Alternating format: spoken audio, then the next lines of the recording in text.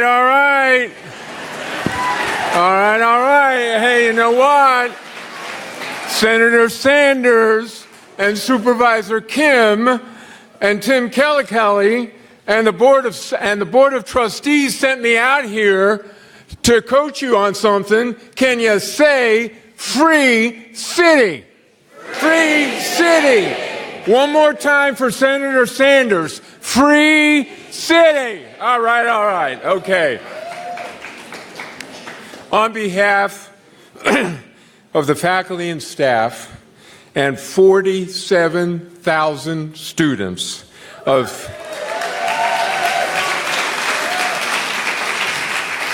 City College of San Francisco, I have the happy privilege to officially welcome you all to City College and to formally acknowledge our Board of Trustees of City College. First, I'd like to introduce, do we have our student trustee with us today? I'd like to introduce the Vice President of the Board of Trustees, Dr. Bridget Davila. Trustee Tom Temprano. All right. Trustee Alex Randolph. Trustee Chanel Williams. Trustee Raphael Mandelman. And I especially want to thank the President of the Board of Trustees, Thea Selby, for her leadership and support in making this great event happen. I also want to acknowledge other great friends of City College. Supervisor Aaron Peskin is with us today. Supervisor. And from the Mayor's Office, the Deputy Mayor and Vice President of San Francisco Unified School District, Hydra Mendoza, is with us.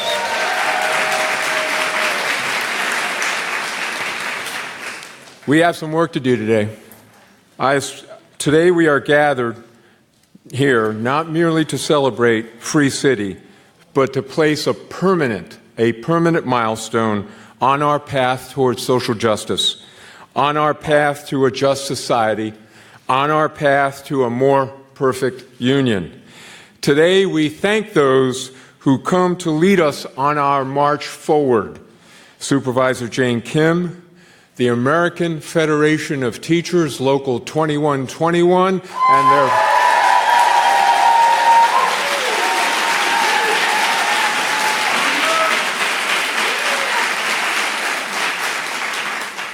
and their President, Tim Kelly.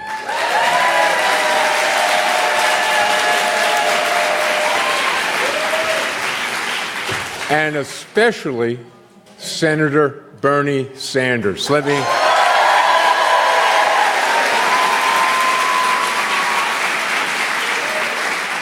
And would you also give a warm City College welcome, and she's backstage with the Senator, to Mrs. Sanders.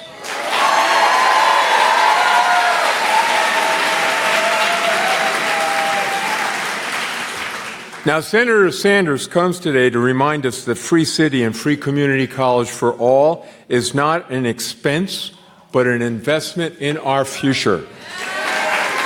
Senator Sanders comes today to remind our young people that the American dream is alive and well at City College. Senator Sanders comes today to call us to our duty to honor the vision of Pan-American unity of Diego Rivera, whose masterpiece mural is exhibited in the lobby of this theater.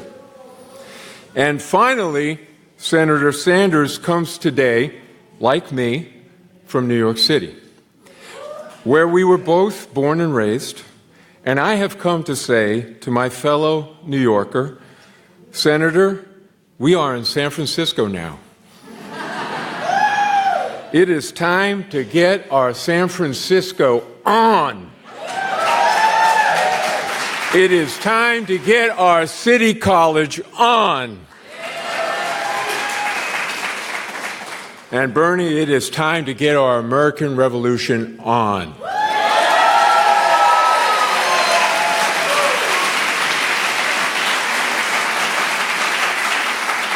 I have the great honor of introducing to you the past president of the Board of Trustees of City College of San Francisco, Trustee Raphael Mandelman.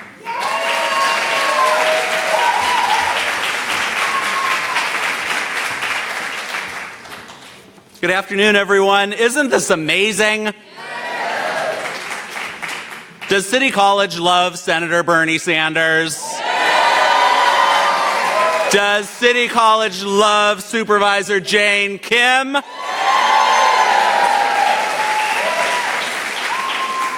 Thank you, Senator Sanders and Supervisor Kim, for showing that politics and campaigns are not just a horse race, that they are opportunities to talk about and advance the big ideas that can improve people's lives.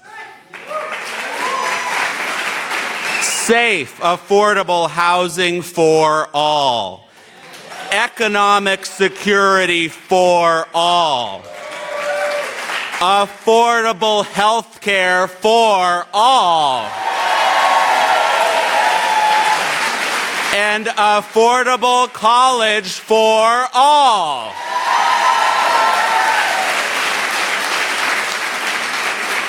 Jane and Bernie work to advance those causes every day, and that is why we love them.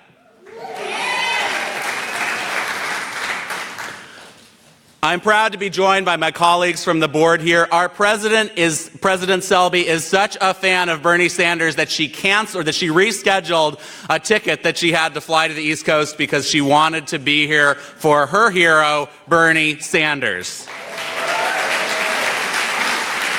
And I'm so proud of this board. Senator Sanders, you will be pleased to know that last night we signed on in support of Medicare for All, SB 562. Hello, Michael Lighty, wherever you are. There you are. So I'm here to provide a little bit of historic context. Those of you who haven't been with City College these last few years may not know that just a few years ago, City College was locked in a battle with a rogue accreditor that thought it was a reasonable idea to shut a public community college down. And they were wrong, and they lost.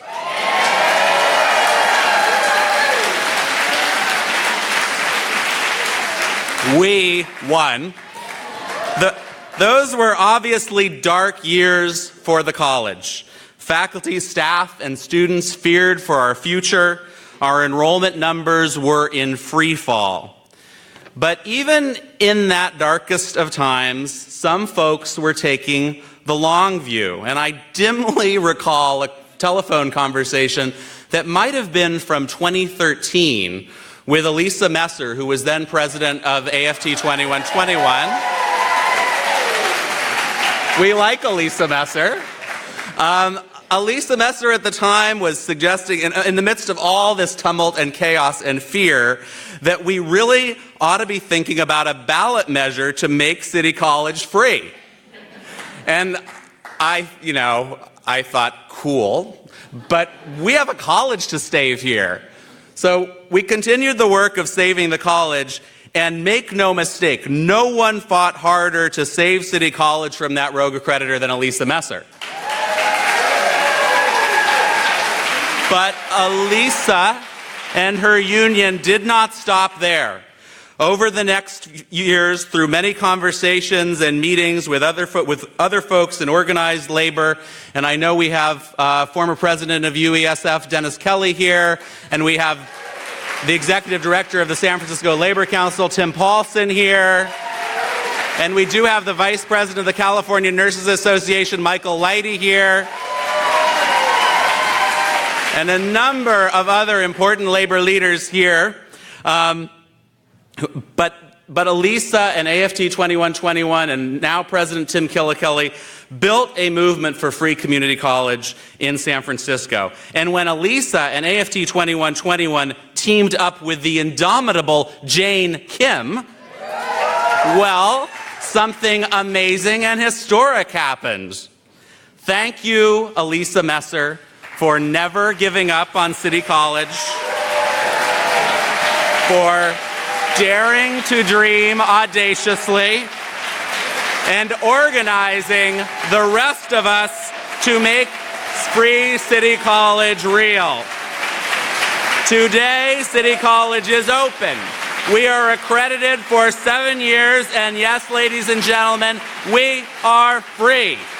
And our enrollment is going up, and I am now introducing the woman without whom we could not have done it, Alisa Messer.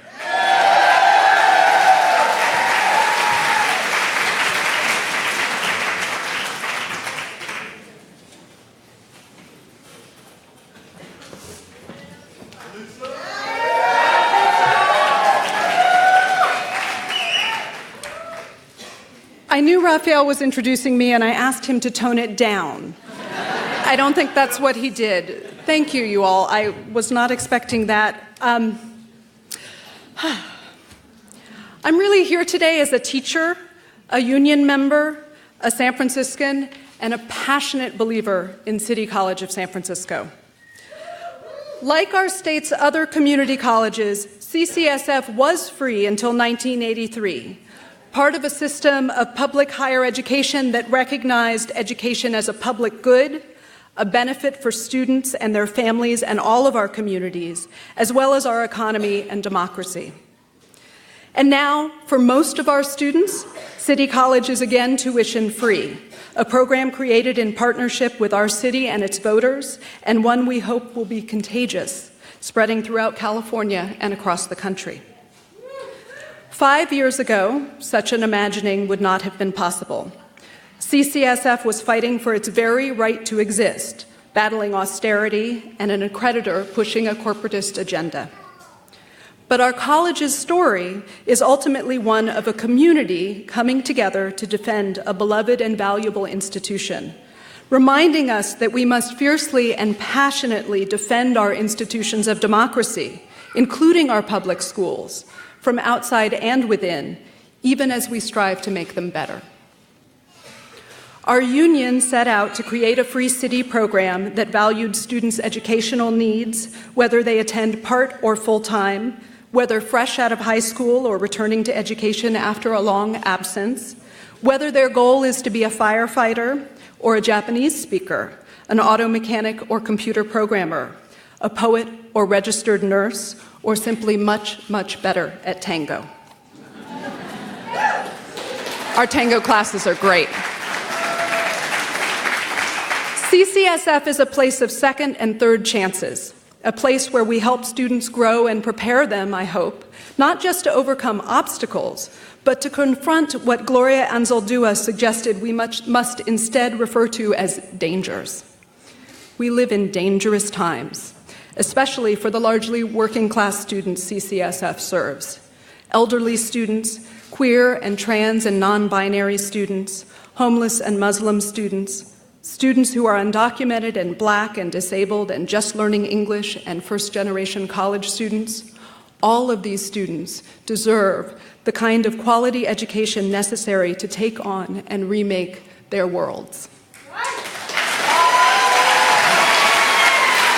And because education is a human right, we think they deserve that for free.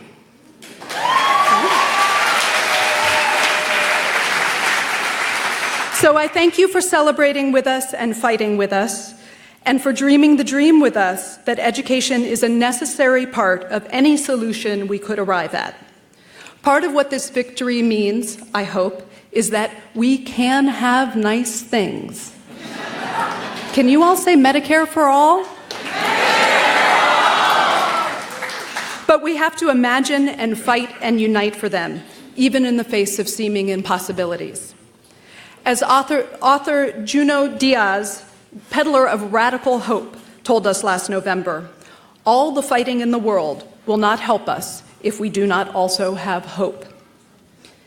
Díaz believes, and I want us all to believe along with him, that radical hope will help us create a better, more loving future. As you look around you at this community, our students, the whole community, I want you to recognize that this is our collective future, and to note that we have not only won an important defensive battle. Collectively, we've gone on offense for a better world, and that's the world we want to live and love in together. We need these imaginings, and we need to know that it's possible for us to make them real. So, I've also been asked to just call attention to what a big campaign this was and how many people have been part of this. And so I'd like to just recognize a few of those people on behalf of AFT 2121 and the Free City College Coalition. First of all, I want to thank the incredible coalition, huge coalition of community groups, especially Community Housing Partnership, Jobs with Justice, the Chinese Progressive Association and Youth Mojo, San Francisco Rising, SOMCAN, Coder, ACE, and many others. And our brothers and sisters in the San Francisco Labor Council, including Tim Paulson and Connie Ford, who helped launch this campaign and who did so much of the boots on the ground work to make it a reality, as well as AFT 2121's statewide and national affiliates, the CFT and AFT, along with UESF and all the other participating locals around the state who supported us. We also had support from so many Democratic clubs and San Francisco elected leaders, including our Board of Trustees and the San Francisco Board of Supervisors, but most especially, of course, Jane Kim and her amazing all-woman legislative staff.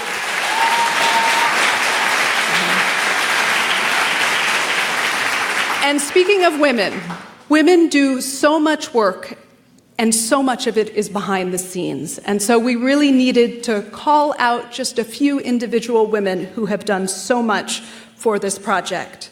So first of all, Jane Kim's Chief of Staff, Ivy Lee.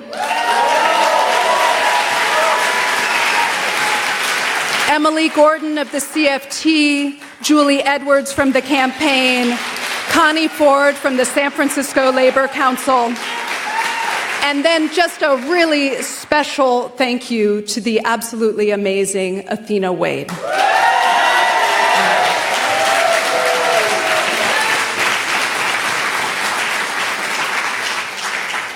So none of this would have been possible without our students. It's our students who have inspired us, and they have persevered to ensure that CCSF becomes better and more inclusive, and they're working on that all the time. So you're going to hear from some of these students next.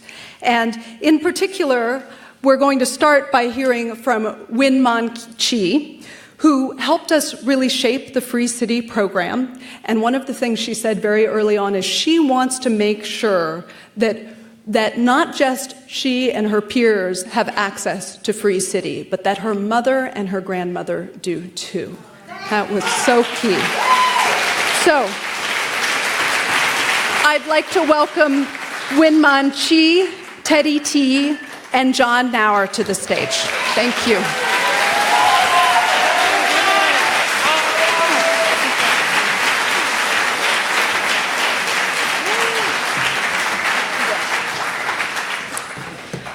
Good afternoon, everyone. I'm Win-Man Chi. I'm a full-time ethnic studies student and one of the leaders of the CCSF Solidarity Committee. JJ Kayla, also stand up from Solidarity Committee. Woo! And woo! I was born and raised in San Francisco. This city has greatly impacted my family for generations. My parents immigrated to SF from Burma. They both took English as a second language classes at CCSF and obtained citizenship in 2000. I have found a political home at CCSF. CCSF has politicized me. It is my peers and everyone that I have met and grown with. I feel nurtured. I have a better understanding of the world and my community.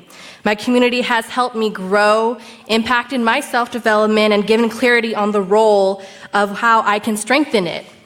I'm an organizer and an activist and dedicated with others to the hope, liveliness, creativity of building a better world. Because CCSF is my home, I wanted to fight for it. In 2012, we suffered sanction from a rogue accreditor. During this manufactured crisis, students were pushed out, the cuts to classes and the workload of our teachers intensified. We suffered a terrible blow that changed the landscape of San Francisco and further destabilized the lives of thousands of students amidst the hyper-gentrification occurring here. In the CCSF Solidarity Committee, we organized with the faculty, union, community leaders, and fellow students to make Free City real. It's a thrill coming to classes. This semester, I see the campus bustling, classes being filled up, and many peers benefiting from this program.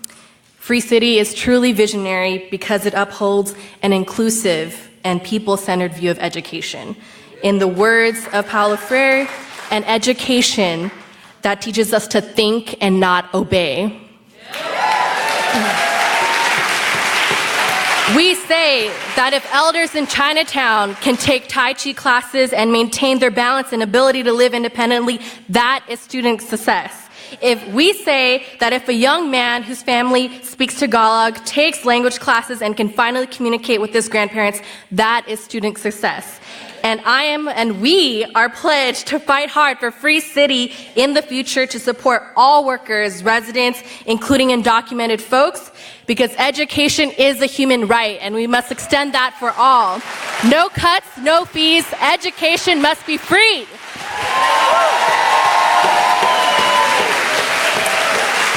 And now I'd like to introduce a wonderful community member, student of CCSF, Teddy Tolliver. Can I hear you guys say Free City? Free City. Yeah. I'd like to give honor to God, Chancellor Dr. Garocha, Vice Chancellors Andrew King, the Metro Academy Program, Mariah Master, the Harsh Program, Beth Freeman, James McCauley, the Associated Student Council, Leslie Malloy, Accessible Computer Lab on the second floor in Batmill Hall, Dr. Clark, and the African American Scholastics Program, and the CCSF staff and faculty. My name is Teddy T. I'm very pleased to be here sharing this moment with you. I am not a traditional student. I have been in an incarceration pipeline, but was given a helping hand here at CCSF to change my life. I am a student.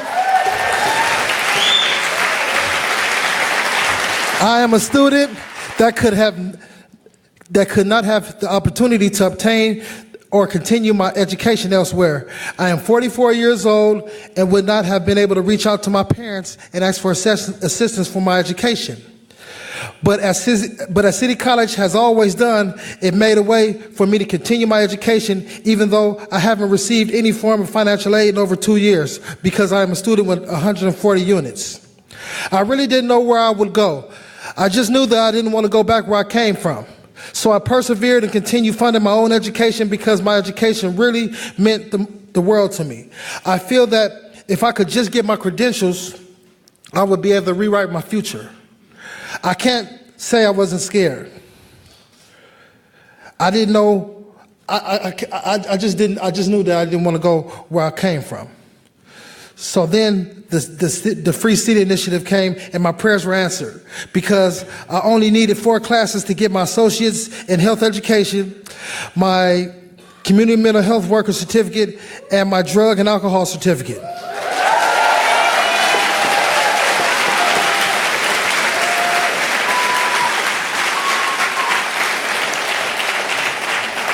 It's been a rough road, but I thank City College for allowing me to be able to dream for the first time ever in my life. In the fall of 2018, I will be attending San Francisco State University.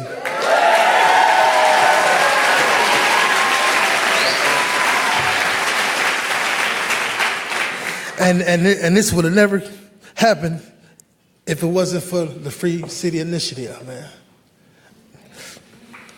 Thank you so very much. God bless you. And now I'd like to introduce John Nauer.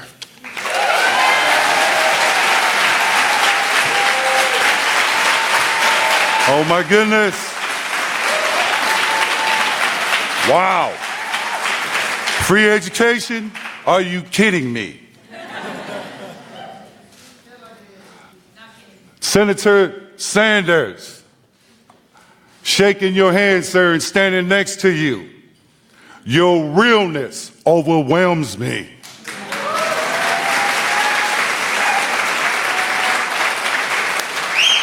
My name is John Nauer, and I work with the Street Violence Intervention Program by day. We address a lot of the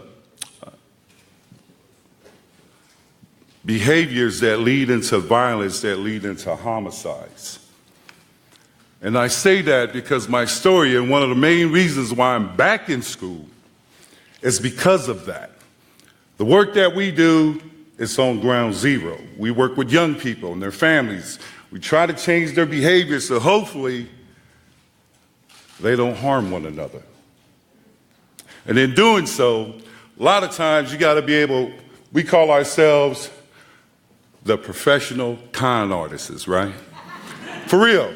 Everybody in this room that's in affecting people's lives, you got to do some kind of conning because you got to sell that dream. You got to sell that hope, right? So hopefully they'll listen to you. But the main message we're always talking about, we're sending to these young people, is about education. So how are we going to look like trying to tell a young person, nephew or niece or youngster, you need to get your life in order. You need to get back into school. Because at some point, one of them going to check you and say, excuse me, Unc, did you finish school?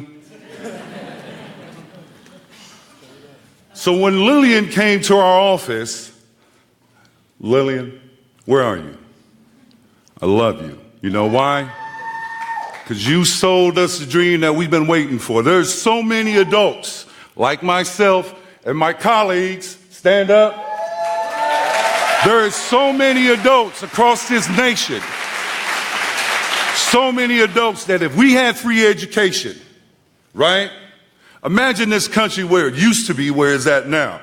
We got a bunch of zombies walking around not knowing what they're doing. See, people like myself, an average person, an average citizen, we know how to make chicken soup out of chicken feathers. But unfortunately, we lack the framework to put it in a structure so that way we can have a dialogue or a meaningful dialogue. But one reason why I really want to see us have free education across this nation is because people need to understand the issues.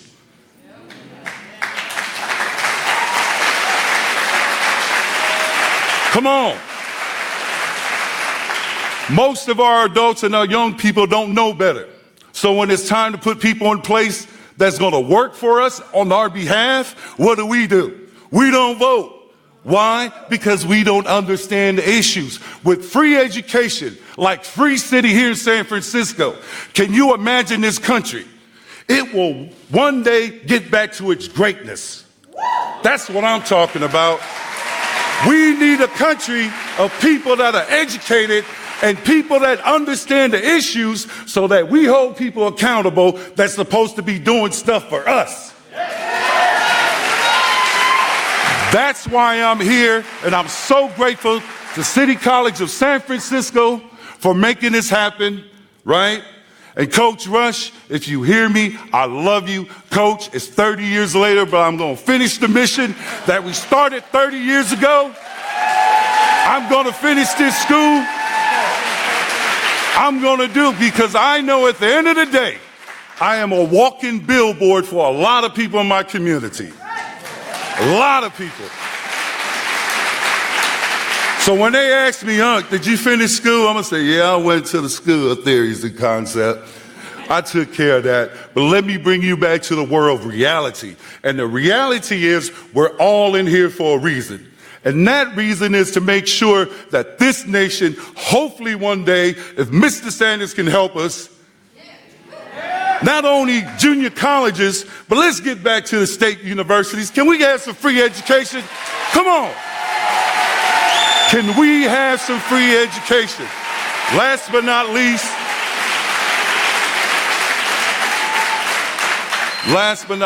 I want to say to all of my working adult colleagues, students, classmates, thank you so much. I'm telling you, the spirit you give me when I come to the classes, and especially I want to thank the teachers. Oh my God. We don't even want to go there. Vincent, Ms. Israel, Ardell. Oh my goodness, we don't want to go there. The teachers here at City College are so beautiful and so helpful to us. They understand. Us as adults, we have kids, we have families. They are willing to work with us, and they make it so welcoming when we come to class. I want to thank you so much.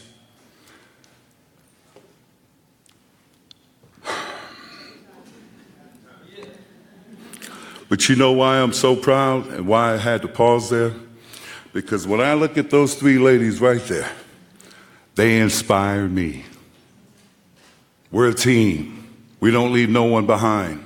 And that's why Free City and programs such as Free City across this nation is needed. Because there are so many adults that would love to go back to school. Thank you. Thank you so much. Next, I'd like to introduce someone that I know. I've seen her grow to a woman. I've seen her become the leader that she is. She's not only my friend, but she's also a member of the Board of Supervisors. Her name is Jane Kim.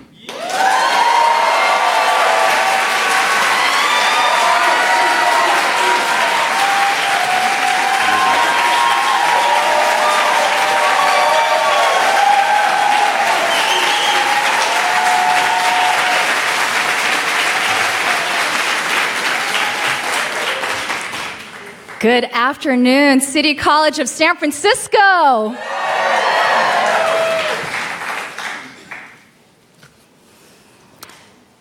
So, in the 20th century, America made an expensive choice. We decided that a public education, K through 12, was fundamental to a workable nation, and that this public education should be free and universal. And in the 20th century, America became great.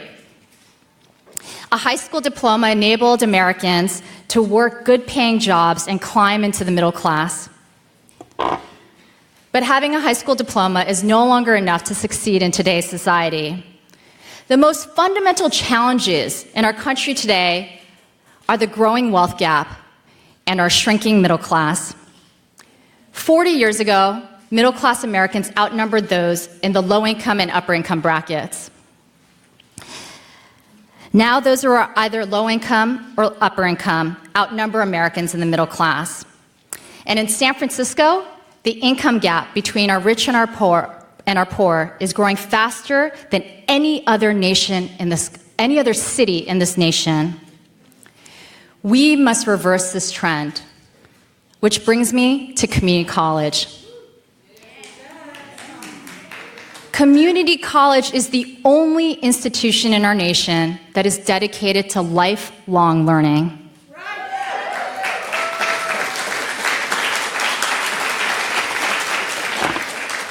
And lifelong learning has never been more important. The job of a mechanic is not the same as it was a decade ago. With the influx of electric and driverless cars, mechanics will now need to know how to fix computer bugs as well as fix a flat tire. The healthcare industry is growing and hiring more workers, but hospitals need people who know how to read cutting-edge instruments as well as work new machines. And warehouse workers in our exploding e-commerce industry are no longer stacking boxes. They are now using computers to manage the robots who are stacking the boxes. Now more than ever, lifelong learning matters. There are many people who are doing perfectly well now and believe they will have their perfectly good jobs 10 to 20 years from now. But because of automation and algorithms, there are no guarantees that today's jobs will be there tomorrow. So whether you are a recent high school graduate, a mid-career adult, or a senior citizen, Lifelong learning is the most secure safety net access that we have. And that is community college.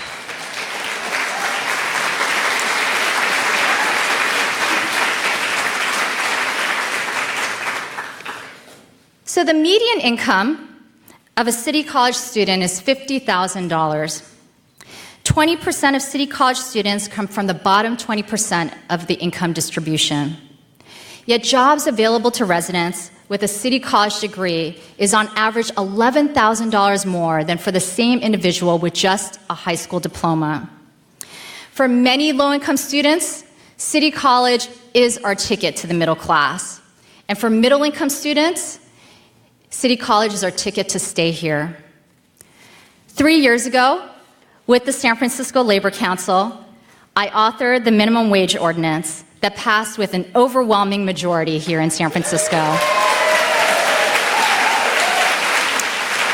And I recognize Tim Paulson here in the audience, who was in the room when we negotiated that. But we all know that the fight for 15 isn't about lifting more people into the middle class. The fight for 15 just lifts people out of destitution. So last year, again in partnership with the San Francisco Labor Council, and a big, humongous shout out for AFT 2121, we ran a measure asking the wealthiest in San Francisco to give back a little bit more to make San Francisco more equitable and make City College free. To pay for it, I introduced a luxury real estate transfer tax. I called it the Fair Share Package. I said we can and should ask those who have profited the most in our luxury housing market to pay a little bit more to make San Francisco more equitable for all of us. Nearly 2/3 of San Francisco residents, voters agreed. And 1 month into the launch of Free City, San Francisco is showing outstanding numbers. 51% increase in enrollment of San Francisco residents.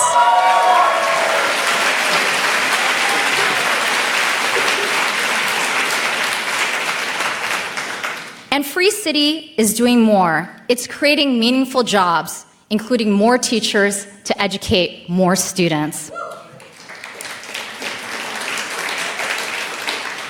This is a dispiriting and heartbreaking time for many Americans, which is why we need to be a beacon now more than ever for the rest of the country about what it means to make America great again. And that making America great again means including all of us and not just some of us.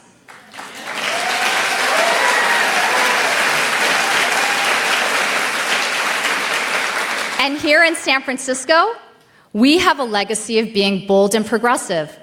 We're one of the first cities to marry gay couples. The first to establish universal health care. Again, thanks to the San Francisco Labor Council. And the first to bring up the wages of all of our workers to $15 an hour by 2018. There is one national elected official who also has a legacy of being bold and progressive. He too believes in free college for all. He too believes in single-payer universal health care.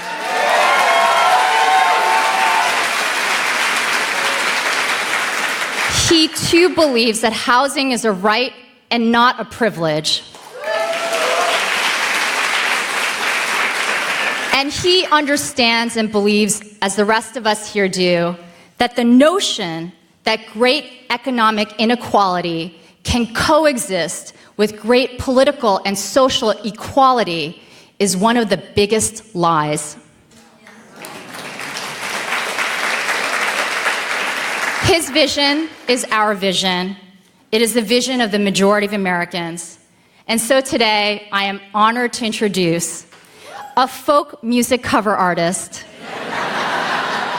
the 4-time mayor of Burlingame, the junior U.S. Senator from the state of Vermont, who captured the heart of Americans when he filibustered Congress for 8.5 hours to oppose a tax cut for the rich.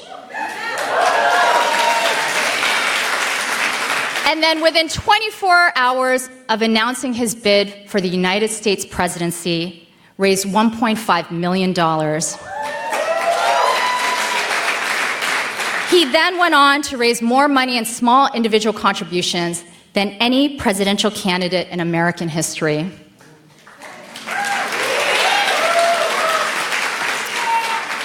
Senator Sanders has revived our faith and the faith of many Americans in politics. 2 years ago, Senator Sanders inspired me to think that free public higher education was possible today. And last year here in San Francisco, we did it. We made City College free for all of our residents.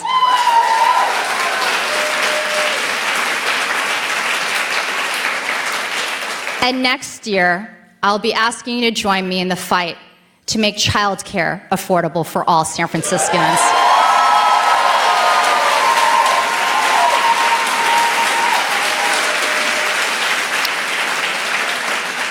Senator Sanders said, election days come and go, but the struggle of the people to create a government which represents all of us and not just the 1%, a government based on economic, social, racial, and environmental justice, that struggle continues. It's time to take our country back. So please give a warm, rocking Bay Area welcome to the most popular politician in America today, Senator Bernie Sanders.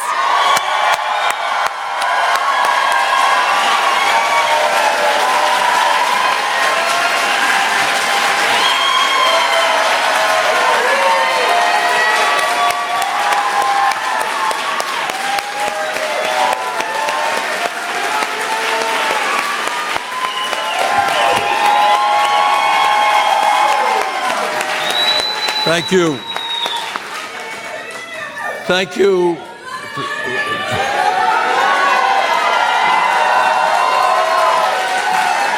Let me thank City College Chancellor Mark Rocha, Board of Trustee member Raphael Mendelman, AFT 2121 Political Director Alisa Messer. Let me thank Win Mon Key, Teddy T, and John Nauer for their wonderful remarks. And last but not least, let me thank San Francisco Supervisor Jane Kim for the great work she has done. Now, Jane has already given half of my speech, so I'll make it shorter, that's all. We are, as all of you know, and as Jane and others have indicated, we are in a very pivotal moment in American history. And if there's anything positive that we can say about Donald Trump, and there is not much, is that he has really made it very clear about what the stakes are when we talk about the future of this country. Trump and his friends, at a time of massive income and wealth inequality, when the very, very rich are becoming unbelievably rich while the middle class shrinks and 43 million live in poverty, Trump and his Republican friends want to give massive trillions of dollars in tax breaks to the top 1%. And at the same time, make massive cuts in education, environmental protection, and the needs of our children and our parents. Trump today and the Republican leadership, as we speak right now, and all of you know we're engaged in a massive battle in the Senate, Trump and his friends want to throw 32 million Americans off of the health insurance they currently have. They want to defund Planned Parenthood.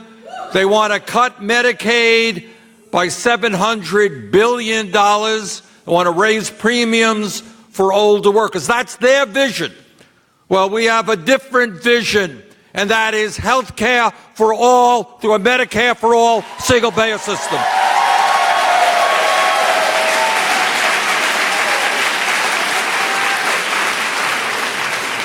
Trump and his friends want to protect the fossil fuel industry.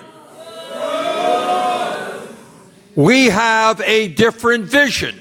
We understand that climate change is not a hoax, but is a frighteningly dangerous reality.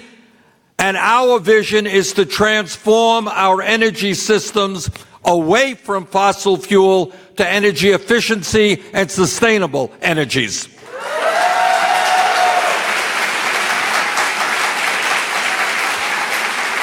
Donald Trump and his friends want to protect a corrupt campaign finance system which allows billionaires to buy elections. Well, we have a slightly different vision. We believe in one person, one vote, overturning Citizens United.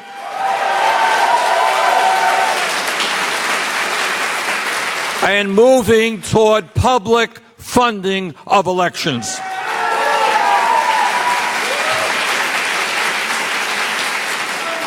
Trump and his friends and the Attorney General want to expand upon a broken criminal justice system which has more people in jail in America than any other country on earth. We have a different vision, and that is investing in jobs and education, not jails and incarceration.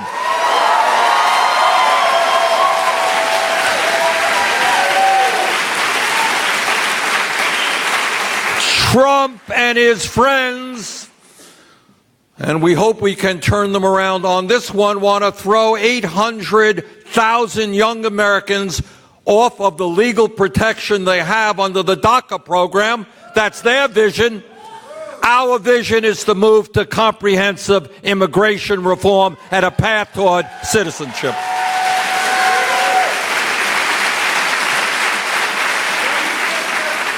So the stakes are high because we are seeing a president and a billionaire class which wants to move this country more and more into an oligarchic form of society, a nation in which the billionaire class will control not only our economy, but our political life. And our job and our belief is you're not going to do that. We are going to reinvigorate and revitalize American democracy. We are going to bring millions more into the political process, and we are going to create an economy and a government that works for all of us, not just the 1%.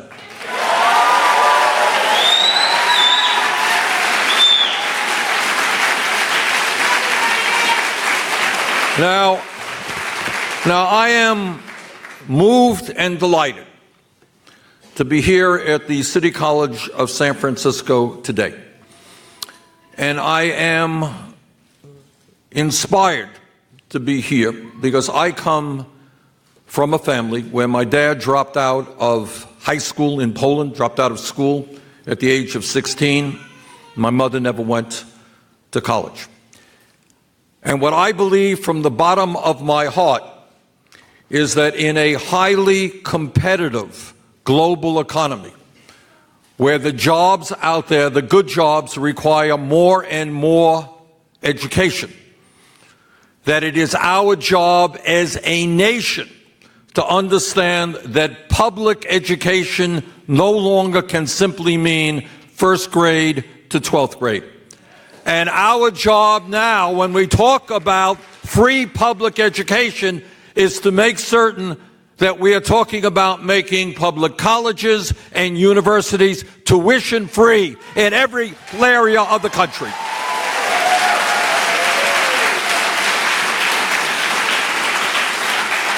And I want to thank all of you and the San Francisco County Board of Supervisors, not only for what you're doing for the people here in San Francisco. You are becoming a model for the United States of America.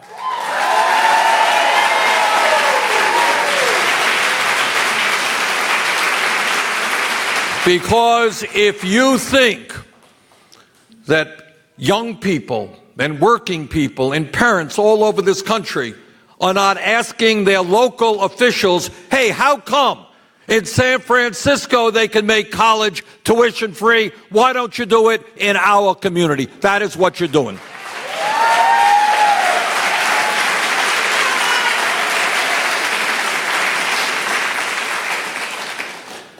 It is an international embarrassment and so counterproductive that when we need the best educated workforce in the world, if we are going to compete effectively in the global economy, that today, in the midst of all of that, we have hundreds of thousands of bright and capable young people who want a higher education but are unable to get that education for one reason: their family lacks the money. And what we are saying today, and the example that this college is setting, is that everyone who has the desire and the ability should be able to get a higher education regardless of the income of that family.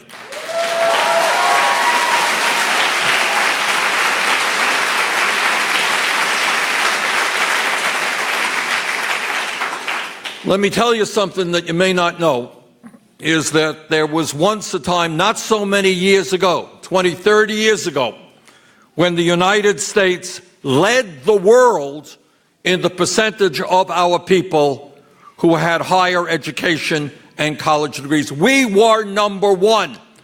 Today, we are number 11, behind countries like South Korea, Japan, Canada, Ireland, the United Kingdom, and Australia. Now you tell me how we are going to be able to compete in a competitive global economy when jobs new jobs require more and more skill. How are we going to compete when we are number 11? So our job is to open the doors. Our job is to tell the kids in the 3rd and 4th grade today, kids who unconsciously may have already given up on the future of their lives. They know they don't have the money to get a college degree. They don't know anybody who has a higher education.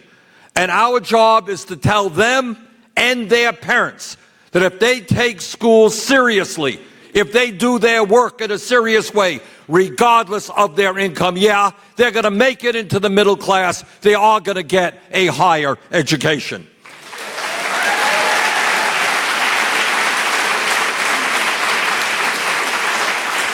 And by the way, when we talk about post-high school education, it's not just 4 years of college or even 2 years of community college.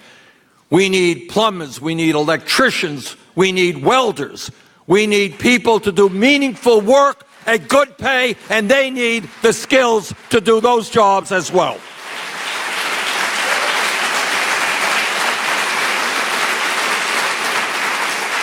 So not only is it basically nuts and counterproductive that we are telling hundreds of thousands of young people that they can't get an education because of their income, there is something else out there that is equally crazy.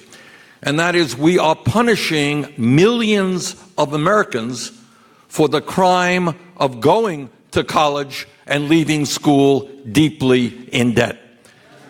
So number one, we're going to make public colleges and universities tuition free. Number two, we're going to significantly reduce student debt in this country.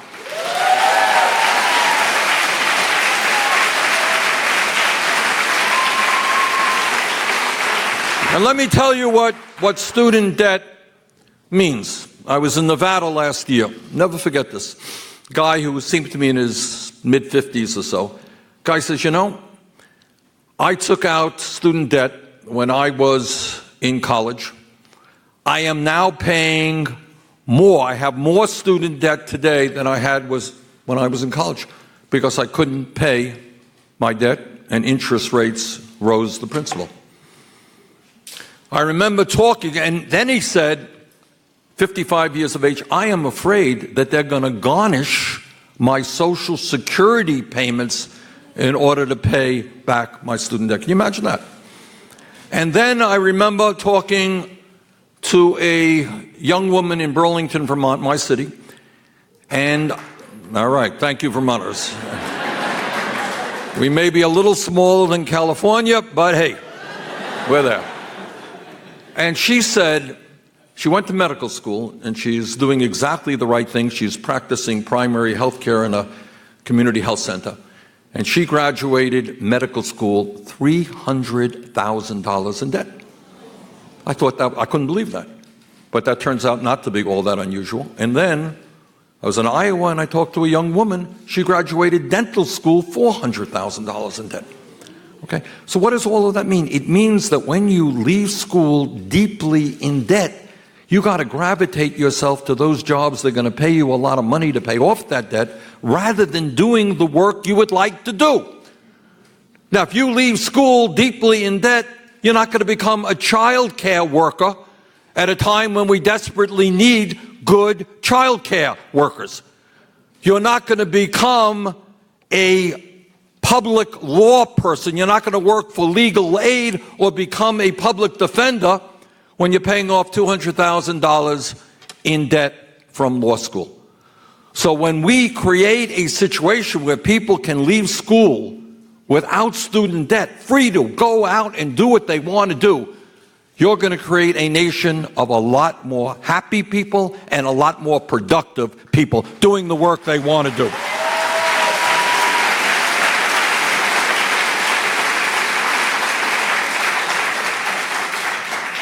So what are we going to do? Well, I'll tell you what we're going to do. We are going to understand that we have got to fundamentally change national priorities in this country. Instead of giving tax breaks to Wall Street speculators, we're going to demand that they start paying their fair share of taxes.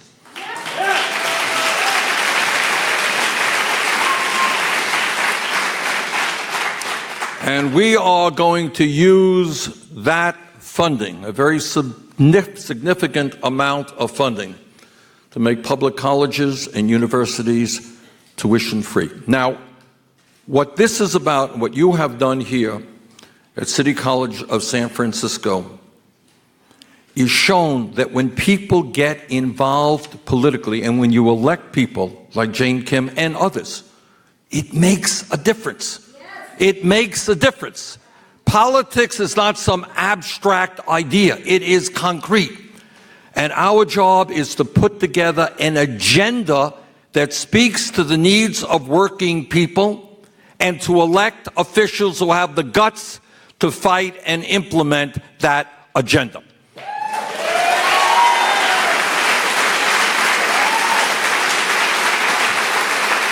And I will tell you, all over this country, you're seeing states and cities cutting back on programs. In Oklahoma right now, many children there are going to school 4 days a week. 4 days a week in the year 2017, because the state doesn't have enough money to provide education for little children 5 days a week. That's going on in one form or another all over this country. Cuts in this, cuts in that basic service.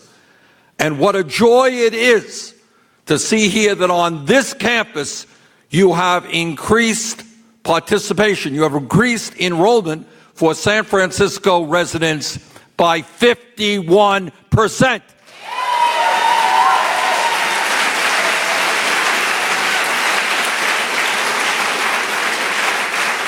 Instead of denying people what they are entitled to, you are giving people exactly what they need.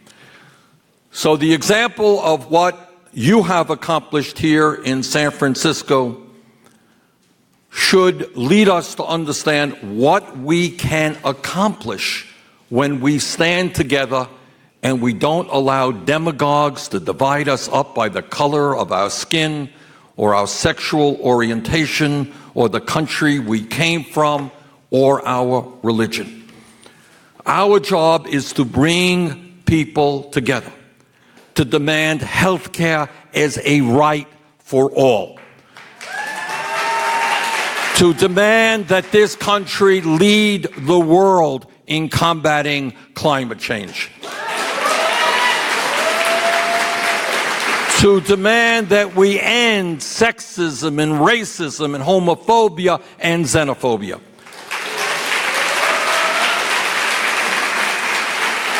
And what the political struggle of the moment is about is that there is nothing that I have said, or that Jane Kim has said, or that others have said, that is not supported by the vast majority of the American people. It was just a poll that came out the other day.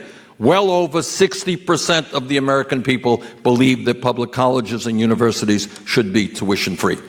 All over America, that's what people believe. These are not radical ideas.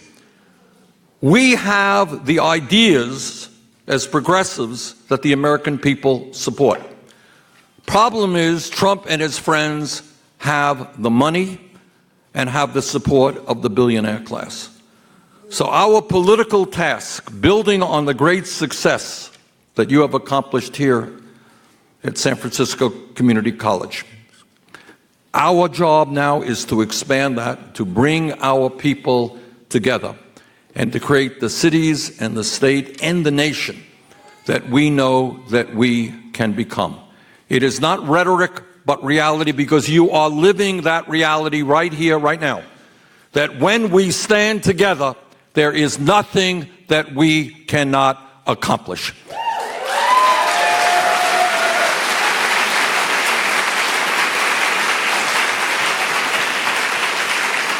So let me just thank you all again. What you are doing is not only important for San Francisco, it is important for the nation. I have introduced legislation which will make public colleges and tuition free for working people. And with your support, we're going to make that happen for every state in this country. Thank you all very much. Thank you.